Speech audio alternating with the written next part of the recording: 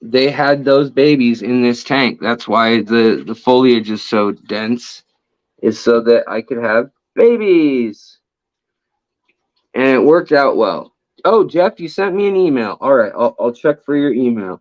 Also, the inlay loaches are in here. They've been showing mating behavior again, but I think they just eat their babies. I think that's what's going on. And then also we've got the my favorite, the gold ring danios right here, or tin winnie as they're known. Uh, that's their Latin, the tin winnie. And then also we have some babies that I don't know which species they're from, but they were up in here somewhere, in where all these roots have kind of died because the plants are immersed. And I need to make a video about how to deal with tackling when this happens, when your bio load actually kind of collapses because your plants are immersed, and you get this and it starts rotting. Well, it's going to turn into ammonia. At the same speed that it does that, it does turn into mulm. If you have snails and things, they kind of break it down in shrimp and stuff, or any sort of catfish or algae eaters. But there's some of it that just doesn't break down well, the cellulose part, and it just breaks down into problems for your tank if you leave it in there. So you really do want to remove it. And that's kind of another part of the when you don't have mechanical filtration, one of those other little secrets or tips, tricks, whatever you want to call it, traps that people don't talk about, but it happens when you let your plants get too immersed. A lot of times they'll get real leggy and have problems underwater. But I need to do a deep spring cleaning. Oh, the bettas are doing some sort of little mating dance they were doing here for a moment. These wild, Lawrence gave me these, and then these are Maha chiensis, male here and a female here. But these ones are mouth brooders, and these are, totally just, my brain just went blank. These are named after a location in Malaysia. I need to put the lid back on now because they're very jumpy, and they're going to get a bigger tank ASAP. But these guys can jump like none other. Oh, that's a spider on the glass that they're attacking. That's why they're going berserk. And then this is a scud tank. This is watch when I hit the top of this. The scuds will come raining down. Raining fire of scuds.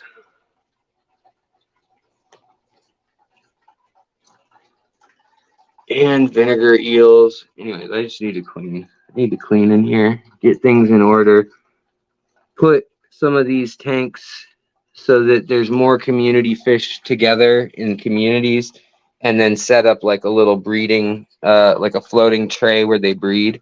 But all the Africans that were living when the water crashed on me, if you guys saw that video where my TDS jumped high and they had ammonia in the water, they all got put in here. Now it's not had a filter running, barely has any plants in it, just has some moss and mold and algae. That's really it. And there's 15 fish in here or something crazy in this 40-gallon. So I kind of been pushing it to see how it goes, but still zero nitrates, and I don't quite know how, other than it's deep sand substrate, like a good 4 inches again, 4.5 inches. And this tank should be safe now. This is my corner where filters go to die, and scrap heap. But this tank now can be rehoused, and I kind of want to do like pumpkin seed fish or something native. Maybe I'll do a black water with a bunch of nanos. I don't know. I feel like I should put something big in it though. But it's just been sitting, evaporating, no filter running. And that wood in there is doing its woody thing. This tank moved the bettas all up into little breeding, green water breeding over there. And there's another set over there with the gudgeons. Oh, and another set in here. So no more betta community at the moment. And I put the these little guys, the exclamation point rasboras, I put them in a little pen and let them lay eggs, then took them out of the pen. And now I'm also seeing my wild type malawas have started to repopulate. The bettas were definitely keeping their numbers way down. But we're starting to see more also Beckford pencilfish that are in here too. Those have also kind of come out of the woodwork. Oh, see, here comes that pretty little Lucanusi cichlid. Oh, and there it goes again. That's my fire and ice tank. But yeah, so I have a lot of tanks that I could be doing more with. I could be doing something different with, and I want to. And it's just been, I've been traveling so much in the last year, which is great. I mean, I like traveling. Yeah, I could do a brackish water, check the fish box. That would be cool. Aaron Haley, what's up, man? How are you doing? Hey, do you think planaria can be coming from aqua soil? I mean, I know that's where it's living as well. I don't know. I don't think it's coming in on aqua soil. I don't think it's surviving as like an egg or a cyst or anything like that in packaging. I don't think, but it can definitely come in as eggs or cysts. So like suspended. So hot in that room. Suspended animation, little dried up dehydrated balls, like an egg. They can definitely come in if you use substrate from another tank. It could be full of them. Now, I like using no planaria. It's betel nut, which is just, that's all it is. Betel nut, ground up, dry. It's a white powder.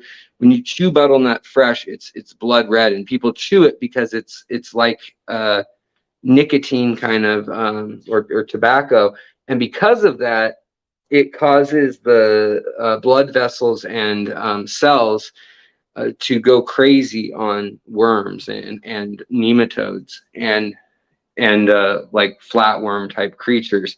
So no planaria, which is from Japan, it's a brand name. You put a little scoop in, and I usually do a half dose and then wait a couple days and then do another half dose. And apparently it's light sensitive, so you should do it at night. And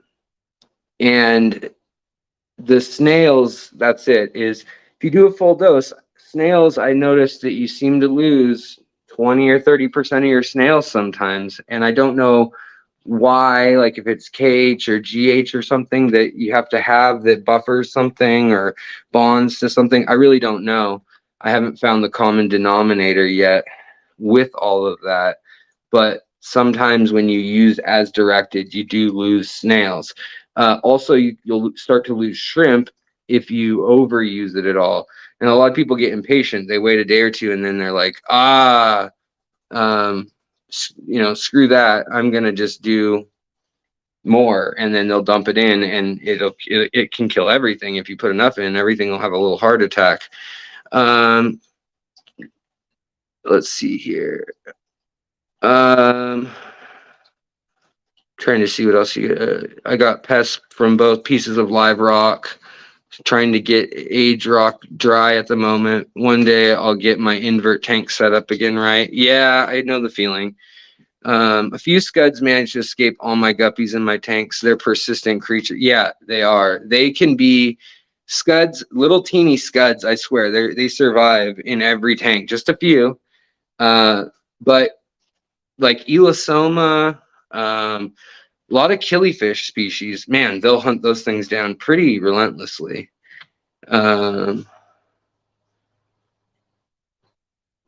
Yeah, and like Jeff said, exactly, Jeff.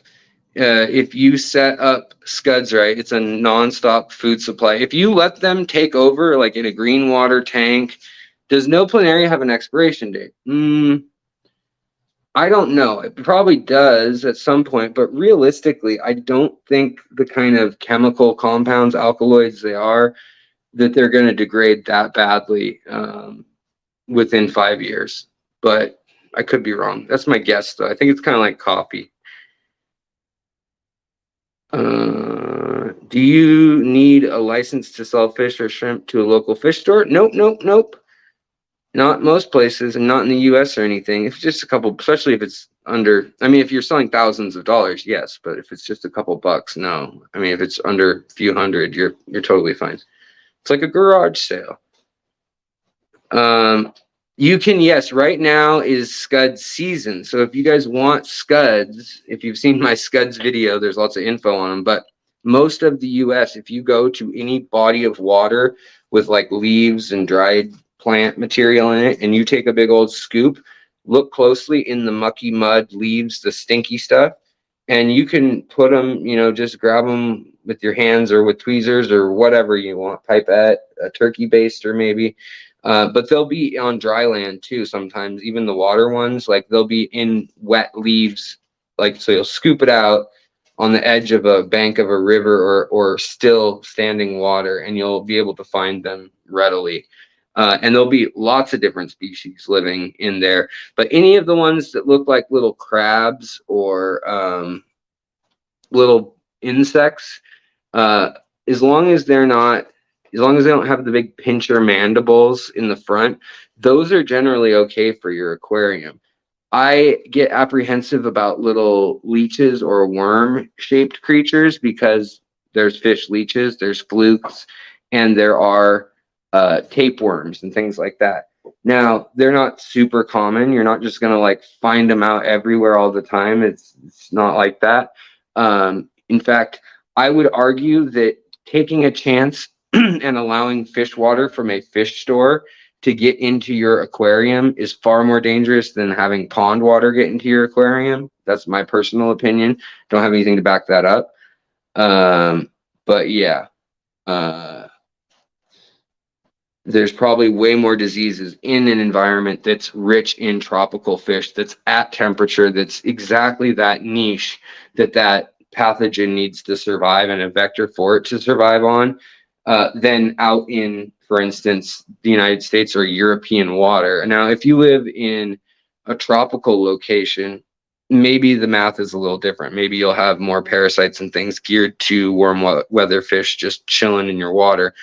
But again, generally they need that common link. They need a fish. So you're going to get a problem from putting a fish in your tank before from putting leaves or mud in your tank with most things. Now, leeches and worms are the exception, but also those are easily treated with levamisole or any number of things.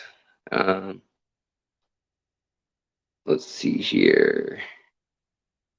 Found giant Colombian ram's horn snails. They had babies. They are illegal some places, but they are pretty cool. I'd like to see some. Yeah, Nature Aquariums. Ian Atkins. He's a Atkins Nature Aquarium. He's a good dude. He knows lots. Him and Jeff Kane. I'll vouch for him. That's for sure. Well, guys, I'm gonna get out of here soon. But thank you so much for spending the evening with me. And sorry for the trouble a little earlier getting going. But we did it. We made it. And I'm better than Lucas if you're watching this. So suck it, Lucas. All right, guys. I hope you all have a wonderful, wonderful evening. I'll be back Tuesday afternoon, most likely around 4:30 p.m., depending on traffic and things and what I'm up to. And I try to answer all my comments that are recent. You know, I dropped off a week for a week and a half when I was in Florida most recently, but I caught up on a full, if it's been left in the last 10 days, I'm now caught up on it according to, unless it got trashed by the spam filter on YouTube. So Yeah, but some of you I know have emails that I still need to answer. I only have a few hundred to go through.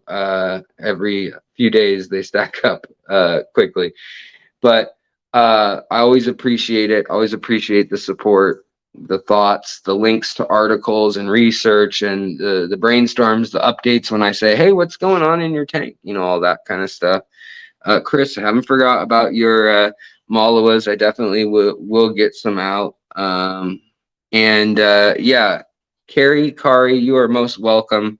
Glad you got to catch us. And M. Myers, same with you. In case this was your first, not sure. Um, let's see here. Thanks, Alex. I've been using dog dewormer for planaria. When I see them, it will kill them for a while, but they will come back after a few months. Yeah. If you either neglect the tank or if like duckweed gets in, like they can be hidden anywhere. The babies are so tiny. I don't think it's that they like just come back necessarily. I think they're coming like even on your hands and with the wet hands or anything like that, or a net, or yeah, I think that's what happens. Have never brought fish to a swamp in a is wait. I have never brought fish to a swamp. Is bringing them in a bucket with air, sending them home with new owner in a plastic container. Okay, everyone is local. Yeah, you don't need to put air in there or anything. Blue convict cichlid or parrot, whatever they're called. I know what you mean. The polar blue. Especially if they're young, you can just put them in a bag, put atmospheric air. You don't need pressurized air or anything, or pure air, rather. Just put oxygen from the atmosphere at the normal rate. Leave a third oxygen, 2/3 water, and put them in a volume of water. Double bag it. That's the main thing, and they'll be fine for the day, if not up to even 48 hours. You just want to make sure, if you can, if you know they're going to be sitting a while, then you just want to put them in a little tank where they can go poop or whatever, and not be fed, not be grazing on algae or whatever. That's what I try to do before I ship shrimp or anything, is I catch them, I put them in a little waiting area, even if it's like a fry pen or something. And then once they've been there for overnight or whatever, then I'll get them out of there, put them in fresh water water from their tank, but fresh and that has zero nitrates. If your water has nitrates, you might be better off just using dechlorinated tap water. But if you've got very low nitrites, no nitrites, I should say, no ammonia, then you just use your tank water. Yeah, and you fasted them 2 days. You got an air pump. That's so much more than most people do. You'll see people who just bring like jars in Seattle. People who just have like a mayonnaise jar with like this much air, and it's surprising what survives. Just also be conscious of the temperature. I should do a video on that, on going to a swap meet, because I have footage from a swap that I went to in Seattle, our big one, where we had 500 people there or so, and what it looks like and stuff. Maybe I'll do a short little video and just kind of best practices, which I have to admit I don't always do. Sometimes I'm just like last minute, like finding a container that works and putting them in it. So yeah. All right, you guys, thank you so much. I don't, StreamYard's the worst, so I don't know if memberships are gifted, or all I see is super chats. So I'm so sorry if I missed thanking anybody, if it came through and just was screwed up. But regardless, just being here, being part of the crew, hanging out, asking questions, and just being here means a lot to me. And the fact that you watch the videos, comment, share them, all that stuff is so we have a really special community here, and it's pretty awesome to see. Like, even when I do a clickbaity video like the one where your favorite YouTubers have been misleading you, and so have I, about talking about how there's no such thing as a filterless tank. All tanks establish a filter, or they're just a container with water in them that has no cycle that you're storing a fish in. Which you can do. You can put a fish in a tank that never is cycled, but That's not really an aquarium. It's not. It can last, but you're gonna need to put new water in and take new water or old water out all day, every day, basically. But anyways, yes. Shark fin, you're late. Yes, definitely. Fish tank, Frank, going, G, Sean. Y'all were late, but it's great to see you. I'm headed out. Boots and cats, headed out. Ossia Llewellyn, good to see you always. All right, guys, that's enough of all the meandering. Have a wonderful night, you guys. Rye guy, have a good night. And I'll be back Tuesday and in the afternoon. Take care of your critters, take care of your plants, take care of the people around you, but of course, take care of yourself first and foremost, because if you're not there, how are you going to care for those other things?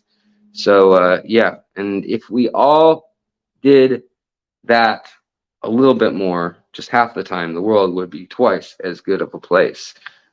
Take care, guys. Much love. I'll see you guys on Tuesday, and hopefully have a video from Lawrence's house tomorrow. Well, not edited tomorrow, but you know. All right, guys. Bye.